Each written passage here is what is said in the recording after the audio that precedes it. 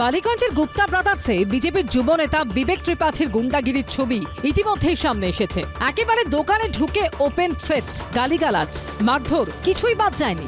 সব ধরা পড়েছে সিসি ক্যামেরায়। সেই ঘটনার পর শুধু গুপ্তা ব্রাদার্সের মালিক কিংবা কর্মীরা নন, আতঙ্কে রয়েছেন অন্যান্য মিষ্টি ব্যবসায়ীরাও। আমরা তো ডাকাত না, গুন্ডা না, আমরা বিজনেসম্যান। যাকে মেরেছে ভয় খেয়ে গেছে। না, এরকম কোনো হয়নি, কোনো ঘটনা হয়নি। এতে তো অবশ্যই, কেননা এইরকম মানে দোকানে ঢুকে যদি গুন্ডামি হয় তাহলে তো মানে স্বভাবতই আমরা ভয়ে থাকবো।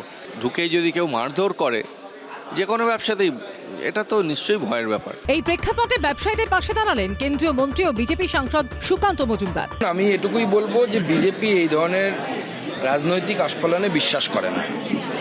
এবার যেখানে যারা নেতৃত্ব আছেন তাদের দায়িত্ব হচ্ছে এটাকে কন্ট্রোল করা।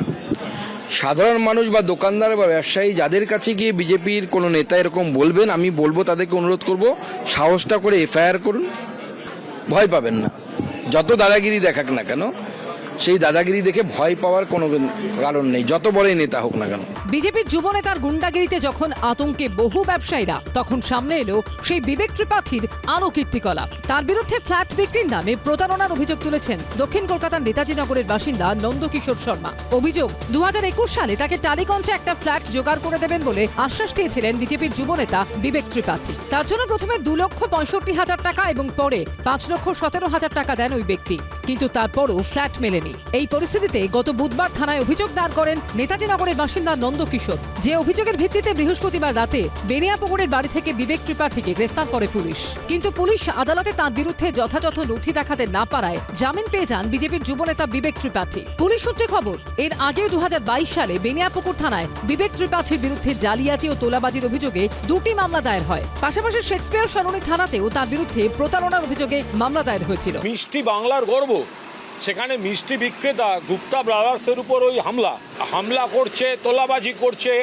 প্রথম কথা, ধরা যাবে না বিজেপি, আর যদি ধরতেও হয় লোক দেখানো গ্রেপ্তারের পর এমন নরম ধারা দিতে হবে যাতে সঙ্গে সঙ্গে জামিন পেয়ে যায়। এইভাবেই তো এরা চালাচ্ছে বিজেপি।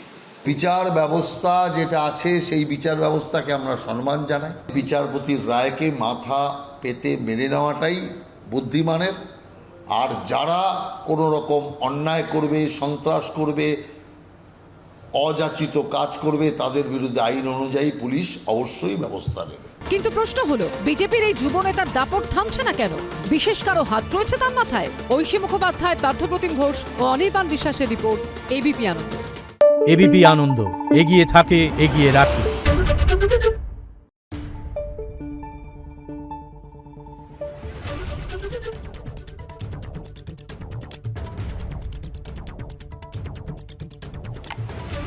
Thank you.